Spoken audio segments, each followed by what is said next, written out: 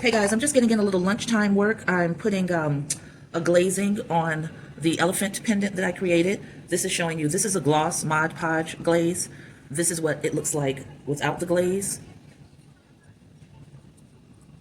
I'm sorry, I was checking this out because it's burnished, so it looks a little bit shiny here, but in other areas you might be able to see there's a dullness to it. And I'm not mad at that dullness, I'm actually fine with it. However, I did want to make sure that each of the pieces has a sealant and, you know, something that's going to serve as a bit of a protectant. So I use gloss Mod Podge because even though it's gloss, it's not a very, very high gloss.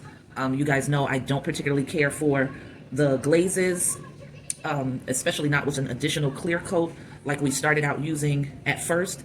It works for some pieces. It does not work for a lot of my pieces because I like them to have a much more earthen, less polished look. I like them to look nearly archaeological, and that high, you know, coat of gloss that the glazing creates just is not, I'm not a fan of it.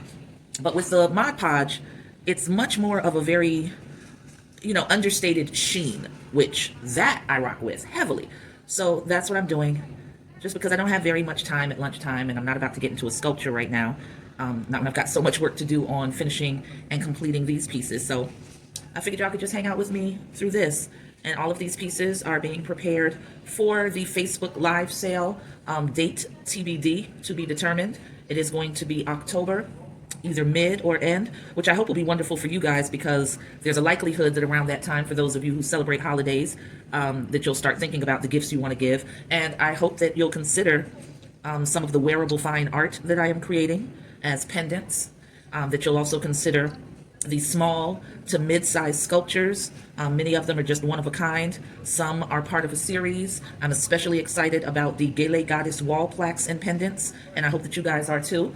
And to get an invitation once the date is determined for the October Facebook Live sale, I would love for you to back channel me your email address. You will get 3 emails at the maximum, and that's going to be the email announcing the date. The second email will be probably 2 or 3 days before the launch of the Facebook Live sale in October. And then you'll get your final email a few hours before the Facebook Live is about to start. Because I know we all have busy lives and you get wrapped up in something that you think is going to take you a few minutes. Next thing you know, hours have gone by and you've missed out on things just because you didn't have that little reminder. And I know we've all got technology in our phones to help us with that, but I hope you won't mind me helping you out a little bit more. So make sure to send those email addresses. Again, the vibe that's being created for the face. I'm putting this down now, guys, because I have fully coated it. I'm going to have to go around on the back and coat it some more. And I'm going to revisit a few of the other pieces while I'm talking to you that I started coating last night. This is one of the ceramic cat pendants. So yeah, like I was saying, the great thing about these Facebook Live sales that are going to take place is that I'm going to try my best to schedule them for every other month. And Facebook Live sales will be your opportunity to acquire pieces that you've watched me work on for either a few months or a couple of weeks before they were even made available to the public at attractive pricing. Anything that's not acquired on a Facebook Live sale is going to immediately be transferred to the site at its regular price, and that price will not change again. So there's going to be a pretty significant difference between the website price and the Facebook Live sale price. So it's really in your best interest to mark that on your calendars, tell your friends about it, because no pieces will be revisited. So that means if you missed out on getting a piece in October, you're not going to see it on another Facebook Live sale. You're not. It'll be on the website at its standard price. And that price will not be going down. It might go up, but it will not be going down. So I want everybody to really get excited about what I'm offering to you as a thank you for your support, for hanging in there and watching me with these videos, and, you know, leaving your comments about the pieces you're feeling, and anybody who's offered helpful suggestions and been supportive along my not Facebook Live journey, along my sculpture journey, like the inimitable Karen Clark, like Elke of Chook's World, and so many others, including my girl Jasmine, definitely Liz LaRue. She's so freaking fly. So all of you, even if you're not coming in to buy, I hope that you'll attend just so I can see you and say what's up and feel like I've got family around me, you know? So again, all of this is in preparation for the Facebook Live sale in October.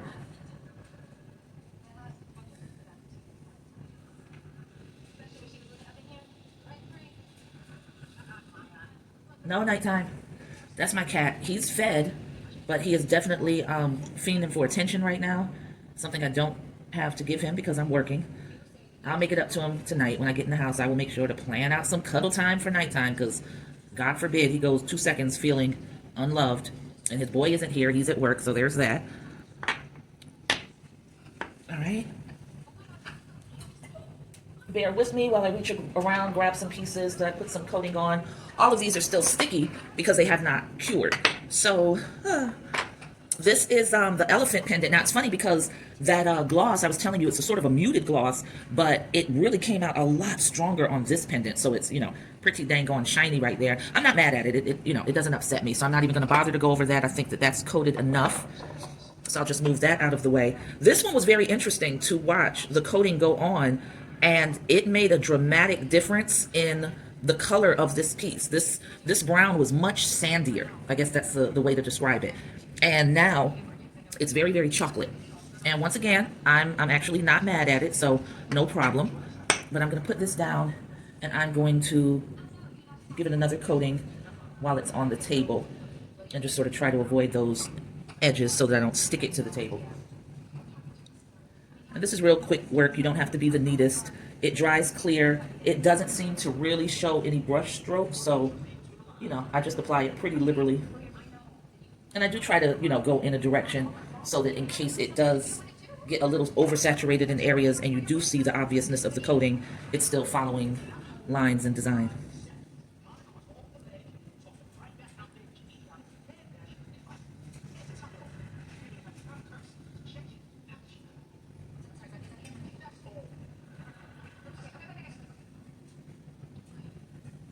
All right, so I'm just gonna use the tip of this to push that out of the way.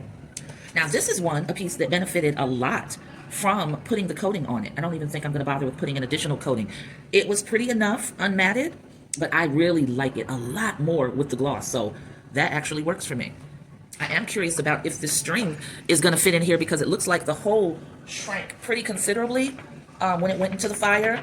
And on top of that, I probably got some glaze in the hole, which that's not a problem because you can always take a tool and get the glaze out. Yeah, I got glaze in it. So I'm gonna grab a tool right now and dig that out. I don't know, that made me just think of Ice Cube and the girl he wanted to dig out. So yeah, I just had to push through and get some glaze out of there. Not glaze, I'm sorry. Get some of the sealant out. So let's see what this hole is looking like. This is my tester string. I'm going to put it through and hope that this hole didn't shrink so much that this string won't go through any longer. And I've got to do better with making the holes larger. I don't know. This might not fit. This is a 2mm diameter. Oh no, it was just the end needed to be, I needed to insert it from the other end. So I'm probably going to have to cut this at an angle when I go to finally add the actual bead work. And it's just going to take a little work to get that string through there, I see.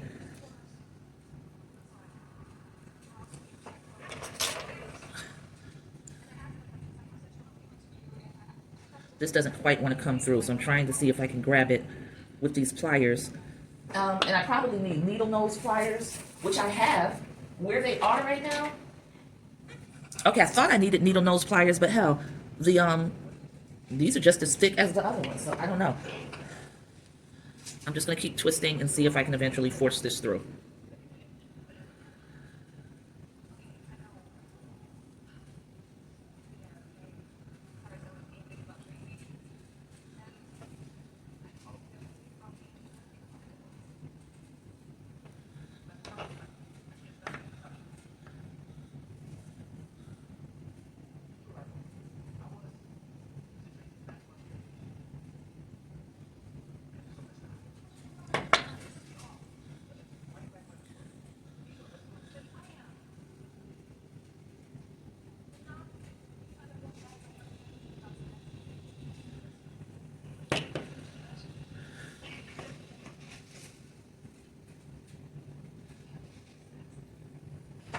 I saw where I painted in a few bubbles, so I'm just taking and smoothing those out.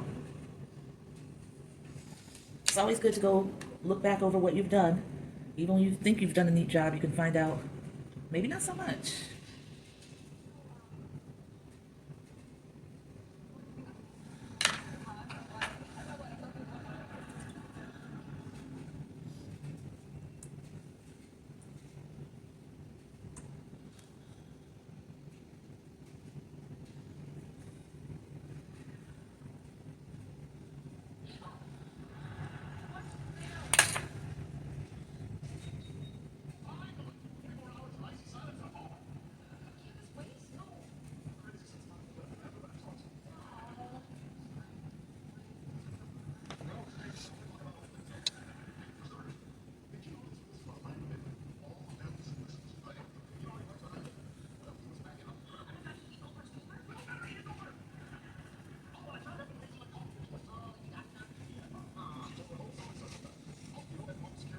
Okay.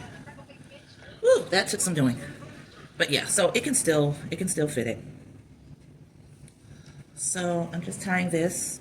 I have to buy some jewelry clasps and start experimenting with how to make that happen. So I'll probably order them today and hopefully they'll be here soon, really, really soon.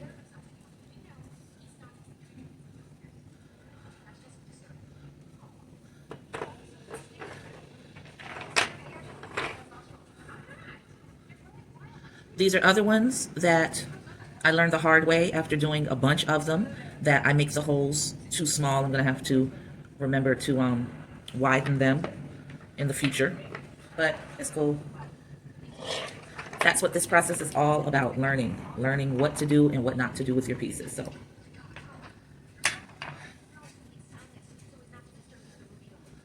and I'm going to go ahead and call it at 17 minutes. This was just some lunchtime preparation like that. So that's one of the pieces. I don't know if I like that starkness against that, but I was just experimenting to see how this would look.